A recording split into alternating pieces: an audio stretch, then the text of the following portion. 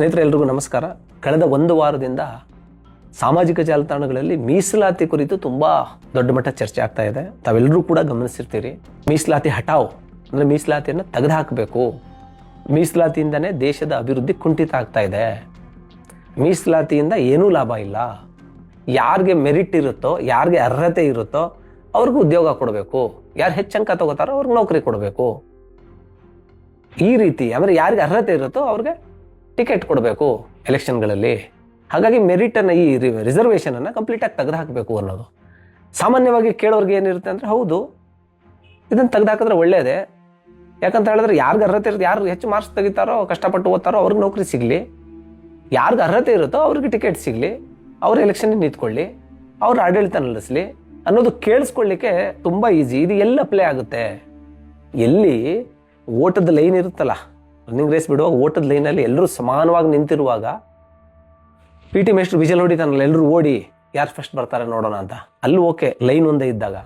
ಆದರೆ ಸಾವಿರಾರು ವರ್ಷಗಳ ಕಾಲ ಕಾಲುಗಳಿಗೆ ಚೈನ್ ಹಾಕಿ, ಬೇಡಿ ಹಾಕಿ, ಕಟ್ಟಾಕಿ, ಕಾಲುಗಳು ಜೊಂಬು ಬಿದ್ದು ಓಡೋಕ್ಕೆ ಆಗದೆ ಎಷ್ಟೋ ಜನರು ಕಾಡು ಕೊಳೆತು ಹೋಗಿದೆ, ಕಾಲು ಕಟ್ಟಾಗಿದೆ, ಮೂಳೆಗಳೆಲ್ಲ ಮುರಿದೋಗಿದ್ದಾವೆ, ಅವ್ರಿಗೆ ಓಡಕ್ಕಾಗದೇ ಇರುವಂಥ ಅಷ್ಟು ದುರ್ಬಲವಾಗಿ ಅವರ ನಿಶ್ಶಕ್ತರಾಗಿದ್ದಾರೆ.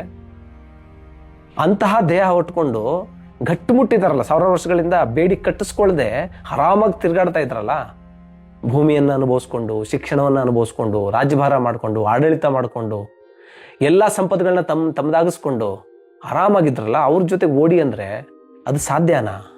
ಇದ್ರ ಬಗ್ಗೆ ನಾವು ಅರ್ಥ ಮಾಡ್ಕೋಬೇಕು. ಸಾಮಾನ್ಯವಾಗಿ ನನಗೆ ಒಂದು ತುಂಬ ಆಶ್ಚರ್ಯ ಮತ್ತು ಆತಂಕ ಅನಿಸೋದೇನೆಂದರೆ, ಇಷ್ಟೊಂದು ಅಜ್ಞಾನಿಗಳಿದ್ದಾರ ನಮ್ಮ ದೇಶದಲ್ಲಿ ಅಥವಾ ನಮ್ಮ ರಾಜ್ಯದಲ್ಲಿ.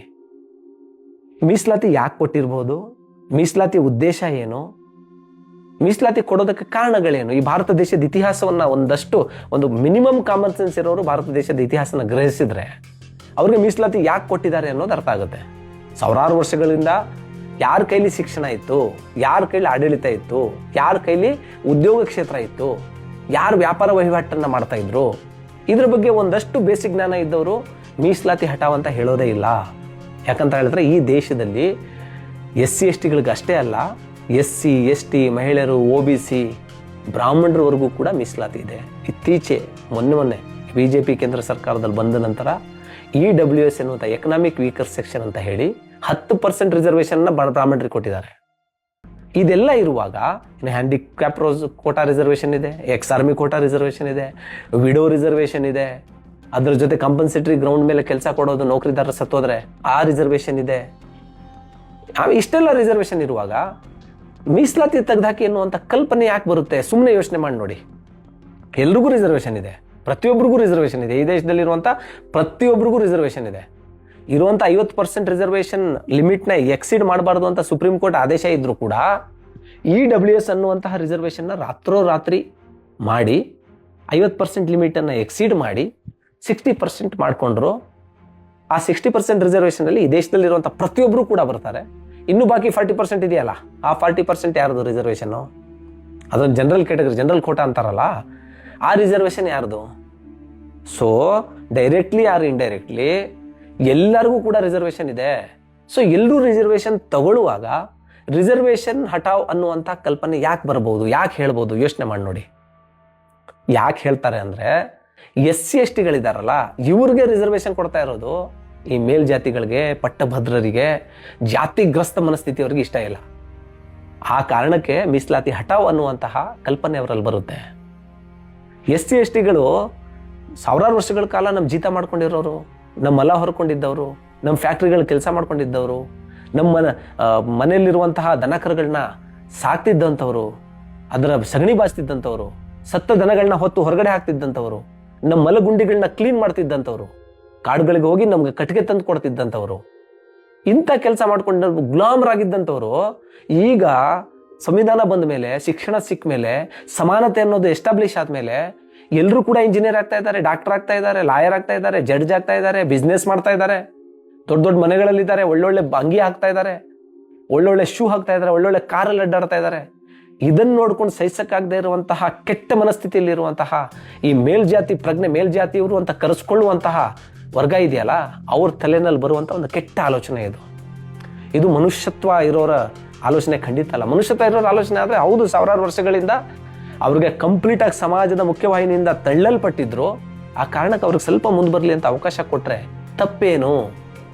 ಎಲ್ರಿಗೂ ರಿಸರ್ವೇಷನ್ ಸಿಗ್ತಾ ಇರುವಾಗ ಅವರಿಗೆ ಈಗ OBCಗೆ ಒಂದು ಸ್ವಲ್ಪ ಕಡಿಮೆ ಇದ್ದರೆ SC/ST ಸ್ವಲ್ಪ ಜಾಸ್ತಿ ಇದೆ ಅಷ್ಟೇ. ರಿಸರ್ವೇಷನ್ ಅಂತೂ ರಿಸರ್ವೇಷನ್ ಇದ್ದೇ ಇದೆ.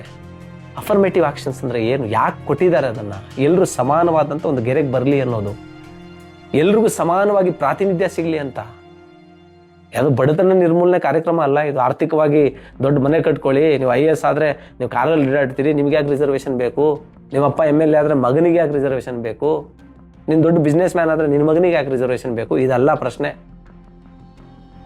ಒಬ್ಬ IAS ಆದರೂ ಕೂಡ, ದೊಡ್ಡ ಹುದ್ದೆಯಲ್ಲಿ ಇದ್ರೂ ಕೂಡ ಆತ SC ಆಗೇ ಉಳಿತಾನೆ ಈ ದೇಶದಲ್ಲಿ. ಈ ದೇಶದಲ್ಲಿ ಜಾತಿ ಅನ್ನೋದೇ ಸತ್ಯ. ಹಂಗಿದ್ದಾಗ ಮೊನ್ನೆ ಒಂದು ವಿಡಿಯೋ ನೋಡ್ತಾ ಇದ್ದೆ. ಒಬ್ಬ ಅಧಿಕಾರಿ ಇತ್ತೀಚೆಗೆ ಒಂದು ಫಸ್ಟ್ ಜನರೇಷನ್ ಎಂಪ್ಲಾಯಿ, ಆತ ಇಂಟರ್ವ್ಯೂನಲ್ಲಿ ಹೇಳ್ಕೊತಾನೆ, ನಮ್ಮ ಅಪ್ಪ ಅಮ್ಮ ತುಂಬ ಕಷ್ಟಪಟ್ಟು ಕೂಲಿ ಮಾಡಿ ನನ್ನನ್ನು ಸಾಕಿ ಒಂದು ದುಡ್ಡು ಕೊಟ್ಟು ಓದಿಸಿದ್ರು ನಾನು ಓದಿ 10-15 ಜಾಬ್ಗಳನ್ನ ತೊಗೊಂಡೆ, ನಾನೀಗ ಒಳ್ಳೆ ಹುದ್ದೆಯಲ್ಲಿದ್ದೀನಿ, ನನ್ನ ಮಗನಿಗೆ ರಿಸರ್ವೇಷನ್ ಬೇಡ ಅಂತ. ಎಷ್ಟು ಅಜ್ಞಾನ ನೋಡಿ. ಕ್ರೀಮಿ ಲೇಯರ್ ಅಂದರೆ ಏನು? ರಿಸರ್ವೇಷನ್ ಯಾಕೆ ಕೊಟ್ಟಿದ್ದಾರೆ? ನನಗೆ ನೌಕರಿ ಸಿಕ್ಬಿಟ್ಟಿದೆ, ನನಗೆ ಒಳ್ಳೆ ದುಡ್ಡು ಬರ್ತಾ ಇದೆ, ನಾನು ಅಧಿಕಾರಿ ಆಗಿದ್ದೀನಿ, ನನ್ನ ಮಗನಿಗೆ ರಿಸರ್ವೇಷನ್ ಬೇಡ ಅನ್ನೋದು ಅವನ ಆಲೋಚನೆ. ಆದರೆ ಪಾಪ ಆತನಿಗೂ ಕೂಡ ಇದ್ರ ಬಗ್ಗೆ ಅಜ್ಞಾನ, ಅವೇರ್ನೆಸ್ ಇಲ್ಲ. ಒಂದು ಉದಾಹರಣೆ ಹೇಳ್ತೀನಿ, ಯಾಕೆ ಈ ಕ್ರಿಮಿಲೇಯರ್ ಅನ್ನೋದು ಕೂಡ ರಿಸರ್ವೇಷನ್ ಸೈಡಿಗಿರಲಿ. ಈ ಕ್ರಿಮಿಲೇಯರ್ ತುಂಬ ಜನ ಮಾತಾಡ್ತಾರಲ್ಲ, ಒಂದು DC ಆದರೆ ಅವ್ರ ಮಗನಿಗೆ ಯಾಕೆ ರಿಸರ್ವೇಷನ್ನು, ಪ್ರೊಫೆಸರ್ ಆದರೆ ಅವನ ಮಗನಿಗೆ ಯಾಕೆ ರಿಸರ್ವೇಷನ್ನು, ಅವರಪ್ಪ ಮಿನಿಸ್ಟರ್ ಆಗಿದ್ರೆ ಮಗನಿಗೆ ಯಾಕೆ ರಿಸರ್ವೇಷನ್ ಕೋಟಾದಲ್ಲಿ ಟಿಕೆಟ್ ಕೊಡಬೇಕು? ಇದ್ರ ಬಗ್ಗೆ ಒಂದು ಉದಾಹರಣೆ ಹೇಳ್ತೀನಿ. ಇತ್ತೀಚೆಗೆ ಒಬ್ಬ ದೊಡ್ಡ ಅಧಿಕಾರಿ, NIT, IIT, IAS ಇಲ್ಲಿ ಓದಿರುವಂಥ ಒಬ್ಬ ದೊಡ್ಡ ಅಧಿಕಾರಿ, ಯಾಕಂದರೆ ರಿಸರ್ವೇಷನ್ನು ನೌಕರಿ ಸಿಕ್ಕಾಗ ಮತ್ತು ನೌಕರಿ ಆದಮೇಲೆ 1-2 ಪ್ರಮೋಷನ್ವರೆಗೂ ಅಷ್ಟೇ ಅಪ್ಲೈ ಆಗೋದು. ಅದಕ್ಕಿಂತ ಉನ್ನತ ಹುದ್ದೆಗೆ ರಿಸರ್ವೇಷನ್ ಅಪ್ಲೈ ಆಗೋದಿಲ್ಲ. ಅಲ್ಲಿ ಪೋಸ್ಟಿಂಗ್ಸ್ ಕೊಡ್ತಾರಲ್ಲ, ಆ ಪೋಸ್ಟಿಂಗ್ಸ್ನ ಜಾತಿ ನೋಡಿಕೊಂಡೇ ಕೊಡೋದು, ಯಾವ ಅರ್ಹತೆ ನೋಡಿಕೊಂಡು ಕೊಡೋದಿಲ್ಲ.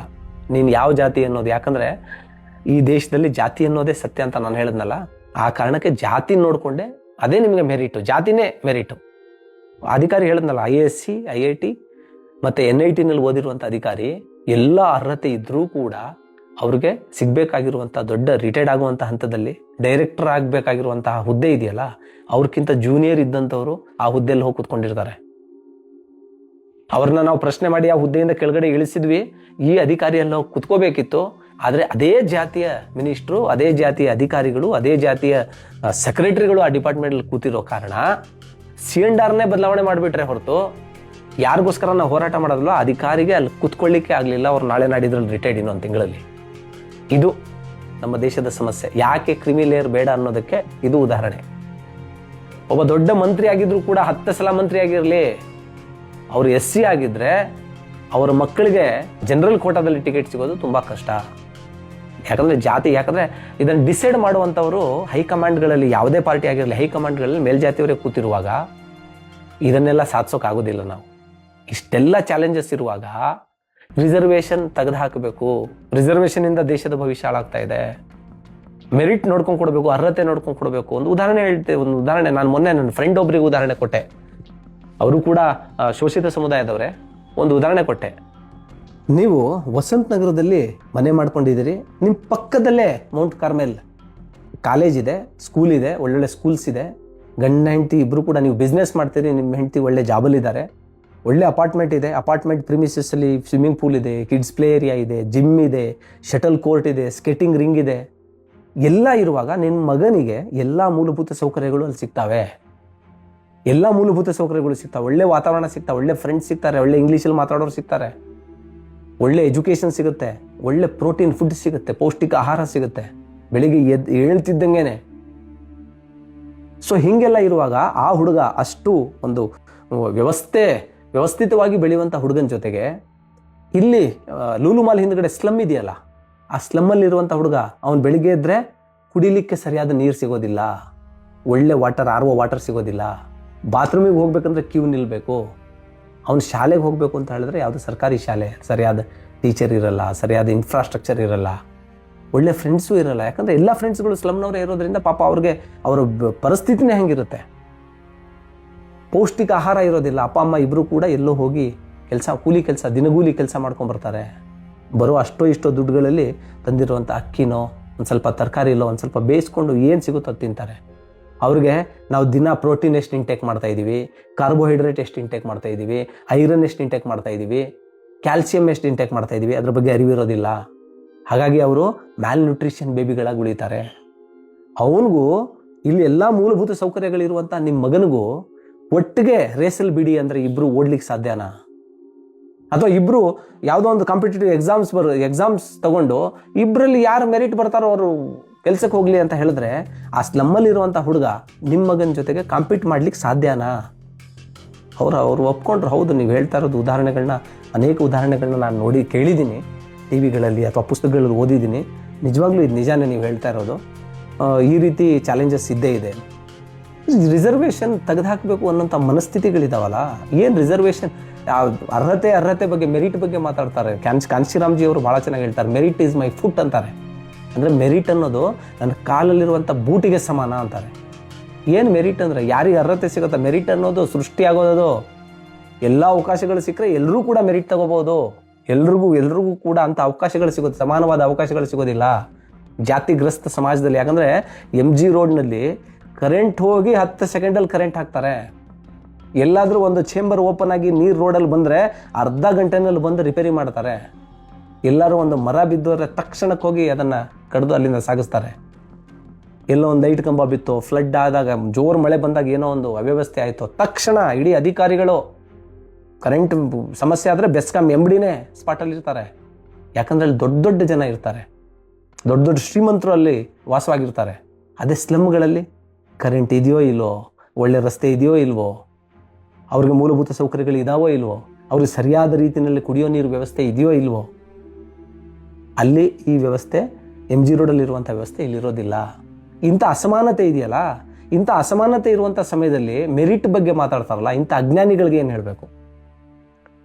ದಯವಿಟ್ಟು ಇದ್ರ ಬಗ್ಗೆ ಅರ್ಥ ಮಾಡ್ಕೊಳ್ಳಿ. ತುಂಬ ಜನ ಇದೇನು ಗೊತ್ತಿಲ್ಲ, ಸಾಮಾಜಿಕ ಮಾಧ್ಯಮಗಳಲ್ಲಿ ಏನು ಬರುತ್ತೋ ಜನ ಅದನ್ನೇ ನಂಬ್ತಾರೆ. ತುಂಬ ಜನ ನಮ್ಮ ಸ್ನೇಹಿತರ ಮೊನ್ನೆ ಒಬ್ಬರು ಧಾರವಾಡದ್ದು ಒಬ್ಬ ಫ್ರೆಂಡ್ ಜೊತೆಗೆ ಫೋನಲ್ಲಿ ಮಾತಾಡ್ತಿರುವಾಗ, ಅದು ಕರೆಕ್ಟ್ ಇದೆ, ಯಾರಿಗೆ ಅರ್ಹತೆ ಇದೆಯೋ, ಯಾರ ಹತ್ರ ಮೆರಿಟ್ ಇದೆಯೋ ಅವ್ರು ತಗೊಳ್ಳಿ, ರಿಸರ್ವೇಷನ್ ತೆಗೆದಾಕಿದ್ರೇ ಒಳ್ಳೆಯದು.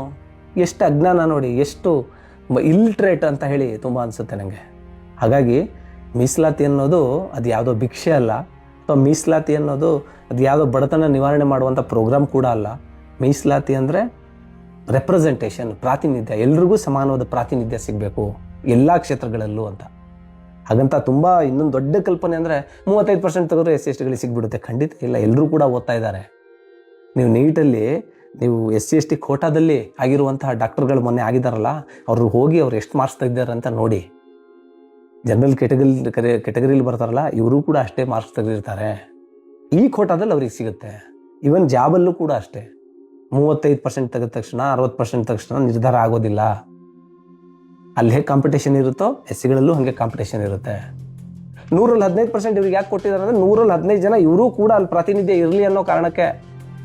ಈ ಮಾರ್ಕ್ಸ್ ತೆಗೆದೇ ಇದ್ರೂ ಇವ್ರನ್ನ ಕೊಟ್ಬಿಡಿ ಅನ್ನೋ ಕಾರಣಕ್ಕಲ್ಲ.